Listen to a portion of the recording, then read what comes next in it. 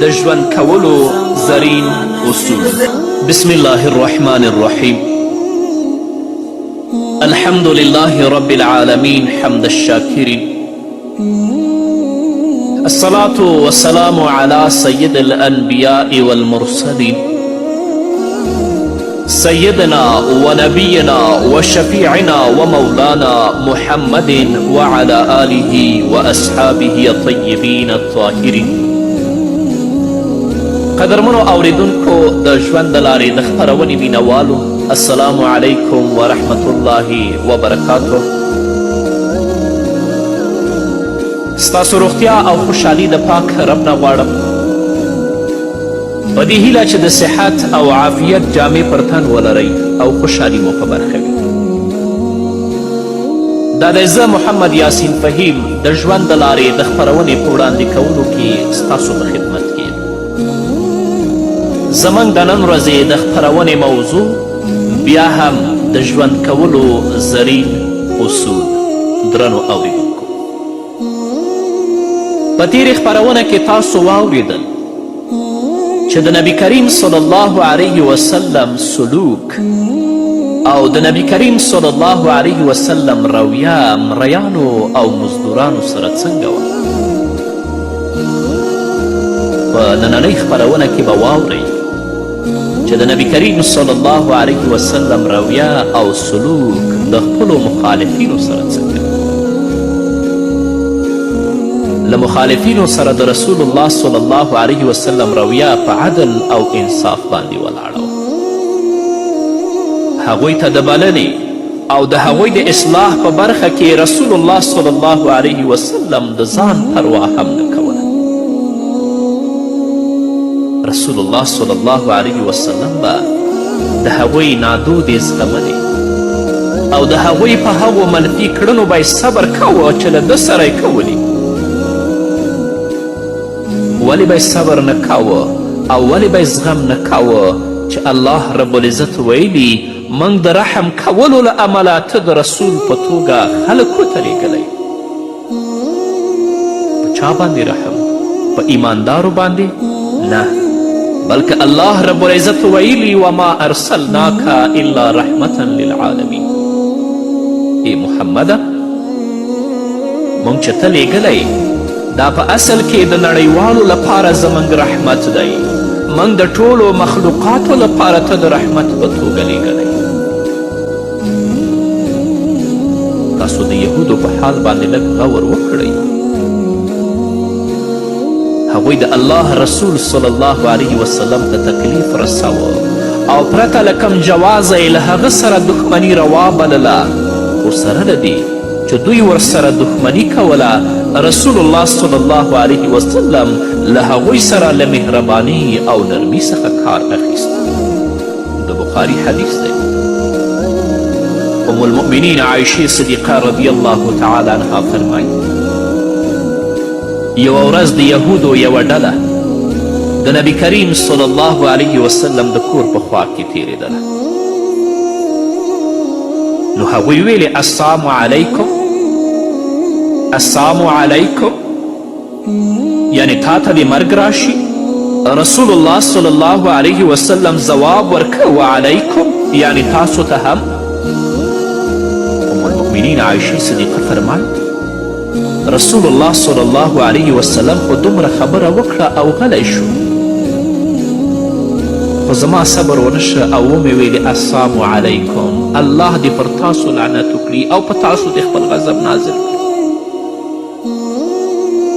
کله چې ما دا خبره وکړه زما دې خبرې سره رسول الله صلی الله علیه وسلم ویل ودرېږه عایشې، نرمي خپله کړه، له سختي او بدو ویلو څخه ځان وساته.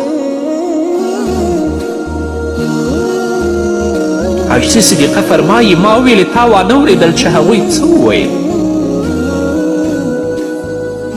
رسول الله صلی الله علیه وسلم وویل تا وانه اورېدل چې ما ورته څه وویل. ما د هغوی ځواب ورکه زما بده دعا قبلیږي، خو د هغوی بده دعا نه قبلیږي. هو، د شکنځلو کولو په ځواب کې شکنځلو کولو ته څه ضرورت دی؟ آیا الله رب العزت داسې نه دی ویلي وقولو للناس حسنا او خلکو ته ښې خبرې کوئ؟ وګورئ د محمد رسول الله اخلاقو ته، وګورئ د نبي کریم صلی الله علیه وسلم رویې ته. که غواړئ چې د ژوندون په اصولو زرینو باندې پوه شئ، که غواړئ چې د ژوندون په زرینو اصولو باندې پوه شئ، نو راشئ د محمد رسول الله سیرت. همدارنګه د مسلم حدیث دی، یو ورځ رسول الله صلی الله علیه وسلم له خپلو مبارکو اصحابو سره یوې غذا ته روان شو. د راستنېدو په حال کې صحابه و کرامو رضی الله تعالی عنهم په یو ځای کې پړاو واچو. دغه ځای کې ډیرې ونې وي. صحابه کرام رضی الله عنهم خپاره شول او د ونو په سورو کې ډډه شول. رسول الله صلی الله علیه وسلم هم یوې ونې ته ورغی. خپله توره یې د ونې ډټ پورې زوړنده کړه، څادر یې هوار کړ او څملاست. دا وخت یو مشرک راغی. د چې نبی کریم صلی الله علیه وسلم ځان ته ولید، نو پکې ابله راغی او د ونې له ډټ څخه یې د رسول الله صلی الله علیه وسلم توره راواخیستله او په لوړ غږ یې وویلې محمده صلی الله علیه وسلم، څوک به دې رانه وژغوري؟ د ده په غږ باندې نبی کریم صلی الله علیه وسلم راویښ شو. دا ډیر نازکه حال و، ځکه یو کس د بربنډې تورې سره د ده سر ته ولاړ دی او نبی کریم صلی الله علیه وسلم یوازې دی. صحابه کرام د نبی کریم صلی الله علیه وسلم نه لرې لرې ودول. د ځان دښمن یې په وړاندې د ممکنې فتحې سره سر ته ولاړ دی. بیا یې وویلې څوک به دې له ما نه وژغوري؟ دې سره محمد رسول الله صلی الله علیه وسلم په پوره ډاډ او اعتماد سره ویلې الله به مې درنه وژغوري. د نبی کریم صلی الله علیه وسلم د دې خبرې په اورېدو سره په مشرک باندې غف ولګېد او له لاسه یې توره پرېوتله. رسول الله صلی الله علیه وسلم پورته شه توره یې واخیستله او ویې ویلې اوس به تا له ما نه څوک خلاصوي؟ څوک به تا زما نه ژغوري؟ د سړي رنګ تور او په بله واوړېد. د ځان ژغورنې په فکر کې شو. رسول الله صلی الله علیه وسلم باندې غږ وکړه، ویې ویل په ما رحم وکړه، زما د ژغورنې هیڅوک نشته، زه له تا نه یوازې د خیر امید لرم او بس. رسول الله صلی الله علیه وسلم ورته ویلې اسلام قبلوي؟ هغه ویلې نه، خو دا وعده در سره خامخا کوم چې له هغه قوم سره نه یو ځای کیږم کوم چې له تاسو سره جنګ کوي، یعنې د هغوی تر څنګ نه درېږم. محمد رسول الله صلی الله علیه وسلم وبخه او له ده سره یې ښه سلوک وکړه. دا سړی د خپل قوم سردار و. د بیرته ستنېدو وروسته یې خپل قوم ته د اسلام بلنه ورکړه او هغوی ټول مسلمانان شول. هو، له خلکو سره ښه سلوک او ښه کړنه کوئ تر څو یې زړونه د ځان تابع او غلامان کړي.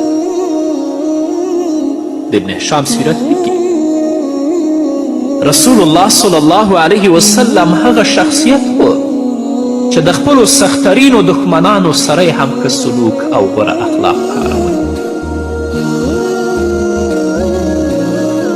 د نبی کریم صلی الله علیه وسلم همدغه کړنه او غوره اخلاق هغوی ته د لارښودنې لامل جوړ شو. کله چې رسول الله صلی الله علیه وسلم په ښکاره توګه اسلام په لور بلنه پیل کړه، نو قریشو یې د مخنیوي لپاره هره وسیله او وسله په کار واچوله. د دوی د اسلام په خلاف د هلو ځلو په سلسله کې یوه کړۍ دا هم وه چې د قوم مخور او نومیالي مشران یې راټول کړل. او له هغوی سره د نبي کریم صلی الله علیه وسلم په خلاف مشوره وکړه چې د نبي کریم صلی الله علیه وسلم د بلنې د مخنیوي په برخه کې څه لاره چاره غوره او هغه خلک څنګه د اسلام له کړۍ څخه بیرته د باندې کړو کوم چې ورځ په ورځ د اسلام په کړۍ کې ورننوځي د قریشو مخورو کسانو وویل له تاسو څخه چې هر یو په شعر جادو او کهانت کې ډیر ژور علم لري همغه د هغه کس خواته د مقابلې لپاره ورشي چې زموږ ترمنځ نفاق پیدا کړی زموږ ترمنځ فاصلې پیدا کړي او زموږ د پلرونو او نیکونو دین ته په سپکه ګوري زموږ بتان توهینوي کنځلې ورته کوي له هغه سره دې خبرې وکړي او ودې ګوري چې هغه څه ځواب ورکوي ټولو په یوه خوله وویل د دې کار په ښه توګه سرته رسولو لپاره خو موږ ته له عتبه څخه بل وړ کس نه تر سترګو کیږي عتبه هغه کس دی چې دا کار په ښه او مناسب ډول ترلاسه کولی شي بیا یې عتبه بن ربیعه ته وویل ابوالولیده د دې کار د ترسره کولو ذمهواري ته په غاړه واخله عتبه یو متحمل مزاجه او د دوی په وینا وړ کس و هغه وویلې ای قریشو آیا زه هغه ته ورشم له هغه سره خبرې وکړم هغه ته د یو څو خبرو وړاندیز وکړم او وګورم چې هغه ترې کومې خبرې مني ټولو ویلې هو ابوالولیده ته هغه ته ورشه او له هغه سره خبرې وکړه له دې وروسته عتبه پورته شي او د محمد رسول الله صلی الله علیه وسلم د کور په لور ورغی رسول الله صلی الله علیه وسلم په کور کې و عتبه راغی او په ولاړه یې په پوښتنو پیل وکړه ای محمده صلی الله علیه وسلم ته غوره او که عبدالله رسول الله صلی الله علیه وسلم د خپل پلار عبدالله د احترام په خاطر غلی پاتې شو عتبه بله پوښتنه وکړه ته غوره او که عبدالمطلب رسول الله صلی الله علیه وسلم دا ځل هم د خپل نیکه د احترام په خاطر غلی پاتې شو عتبه د موقع څخه په ګټې اخیستنې سره وویل که ته دا وایې چې دوی له تا غوره دي نو پوه شه چې دوی هم د هغو خدایانو عبادت کړی چې ته ورته کنځلې کوي او سپکې بولي او که ته وایې چې زه ترې غوره یم نو بیا زما د پوښتنو ځوابونه راکړه او خبرې وکړه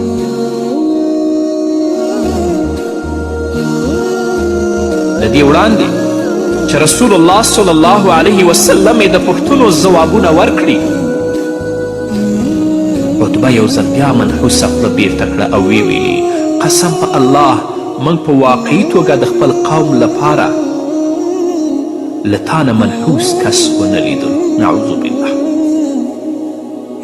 تا زموږ ترمنځ درز واچوه زموږ ورورولي دې پرې کړه او زموږ وحدت دې مات کړه زموږ په دین کې دې عیبونه پیدا کړل موږ دې په ټولو عربو کې ذلیله او رسوا کړو اوس دا خبره په ټولو عربو کې عامه شوې چې د مکې په قریشو کې یو ستر جادوګر پیدا شوی دی والله موږ په خپلو کې د حامله ښځې د کړیکې په څیر یوې کړیکې ته منتظر یو چې یو کس پورته شي زموږ ترمنځ په لوړ غږ آواز وکړي موږ یو بل پسې تورې او نیزې را وباسو په یو بل باندې را باندې کړو او له مخې پناه شو عتبه د دې نه وروسته څه نورې خبرې نبي کریم صلی الله علیه وسلم ته کړي خو هغه به د دمې نه وروسته واورو قدرمنو اوریدونکو بیا هم زموږ سلامونه ومنئ دا وخت له ډیرې غصې او جوشه د عتبه بن ربیعه رنګ په بله اوښتی و رسول الله صلی الله علیه وسلم په ډیر ادب سره ناست و او د ده خبرې اوریدلې د عتبه غصه چې لږ سړه شوه نو خپل اصلي مقصد ته راغی او ویلې ګوره وروره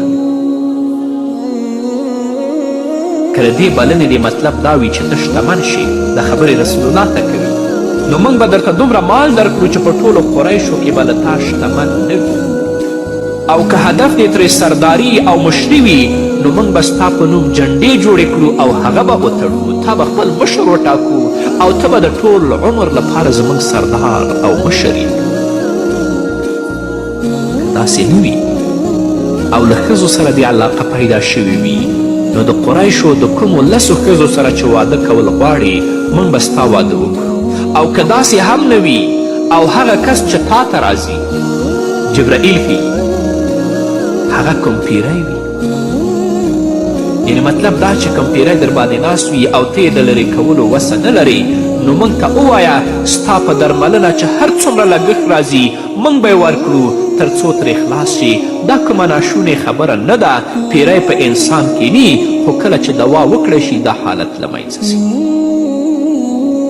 عتبه په همدې ترتیب خپلو خبرو ته دوام ورکړی. رسول الله صلی الله علیه وسلم ته ډول ډول لالچونه او هیلې ورکولې، د ښځو د سرداري، د مال، دولت او داسې نورې هیلې او لالچونه چې خلاص شول، نو عتبه هم سوړ شو او د رسول الله صلی الله علیه وسلم د ځواب اوریدلو لپاره غلی کېناست. د بشریت ستر لارښود، د شرم او حیا څلی، د غوره اخلاقو بېڅارې نمونې محمد رسول الله سترګې راپورته او په ډېرې نرمي سره یې وویلې ابوالولیده ستا خبرې خلاصې شوې. عتبه د محمد رسول الله په دې انداز حیران شو او ویې ویلې هو خبرې مې خلاصې شوې. رسول الله صلی الله علیه وسلم ورته ویلې اوس زما خبرې واوره. عتبه ویلې سمه ده. رسول الله صلی الله علیه وسلم د حامیم سجدې په تلاوت باندې پیل وکړ. عتبه یې اورېدلو ته غلی ناست و. دا وخت پرې لږ لږ لرزه راغله، نو دواړه لاسونه یې شاته کیښودل او تکیه یې وکړه. رسول الله تلاوت کوه او هغه ورته غوږ نیولی و. کله چې رسول الله صلی الله علیه وسلم دې آیت ته راورسېده، فإن اعرضوا فقل انذرتکم صاعقة مثل صاعقة عاد وثمود. اوس که دوی مخ اړوي نو دوی ته ووایه چې زه تاسې له همغسې یو ناڅاپه راولیدونکي عذاب یعنې د تندر څخه ویروم لکه په عادیانو او سمودیانو چې نازل شوی و. عتبه د عذاب د اخکار اوریدلو سره لرزېدلی پورته شه او د رسول الله په مبارکه خولې لاس کیښود او ویې ویلې بس دی بس دی نور تلاوت مه کوه. خو رسول الله صلی الله علیه وسلم یې په خبره تلاوت بس نه که او همداسې لګیا و. کله چې د سجدې آیت ته ورسید نو محمد رسول الله سجده وکړه او سر یې چې پورته که، نو عتبه ته یې وویلې ابوالولیده تا واورېدل؟ هغه وویلې هو. رسول الله ځواب ورکه اوس ته پوه شه او ستا کار. عتبه پورته شه او د خپلو ملګرو په لور روان شو. هغوی په ډېرې نارامي سره د ځواب په انتظار ناست ول. هغوی چې د عتبه ځوړند سر او راښکلی مخ ولید نو په خپلو کې ویلې قسم په الله ابوالولید تاسو ته په هغه مخ نه دی راستون شوی په کوم چې له دې ځایه تللی و.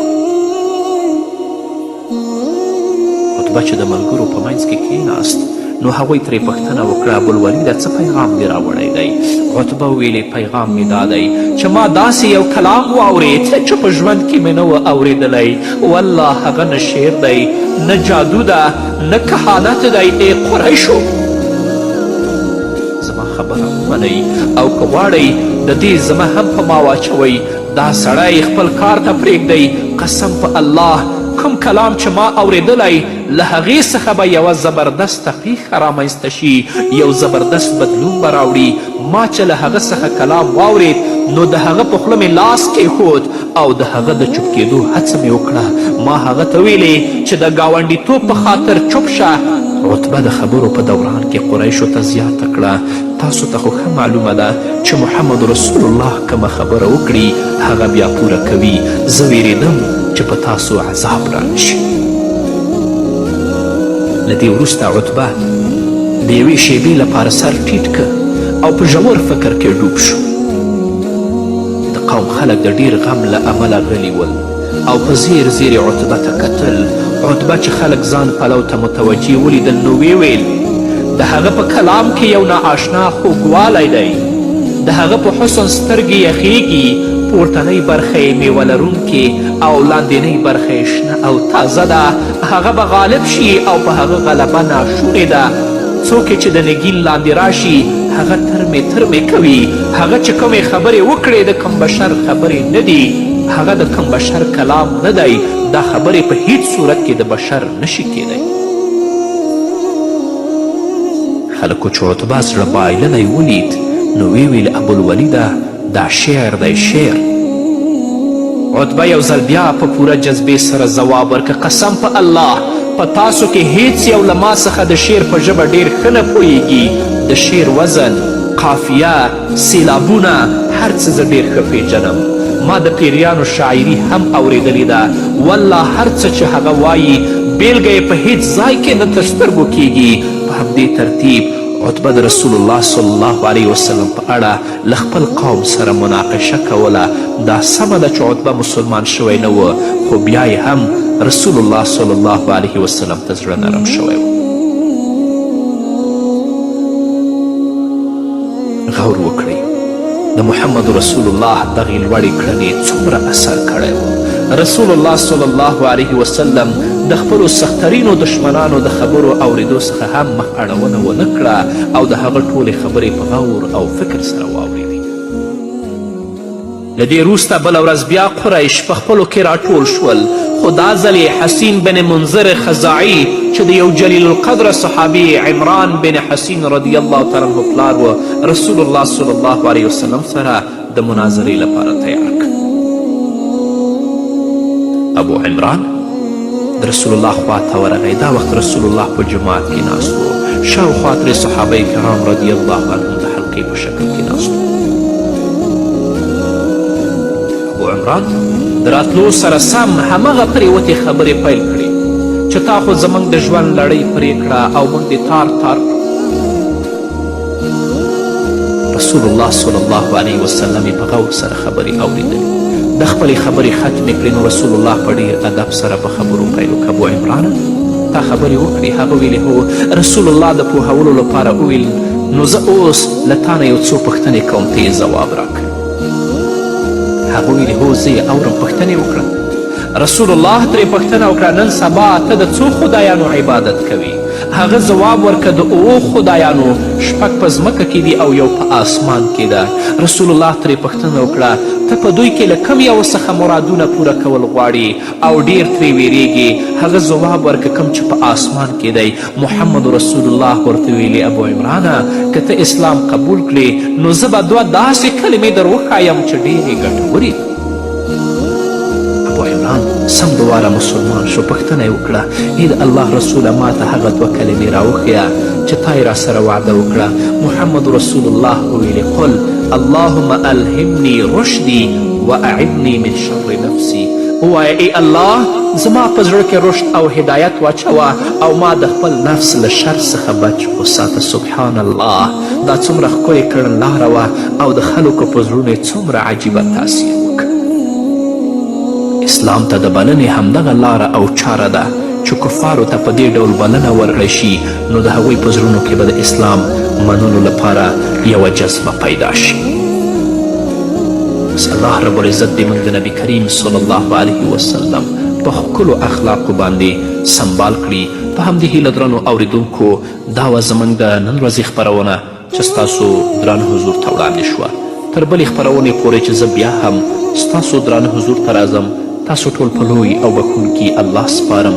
پاتې ژوند مو نیکمرغه، ښاد، بریالي او کامیاب اوسئ.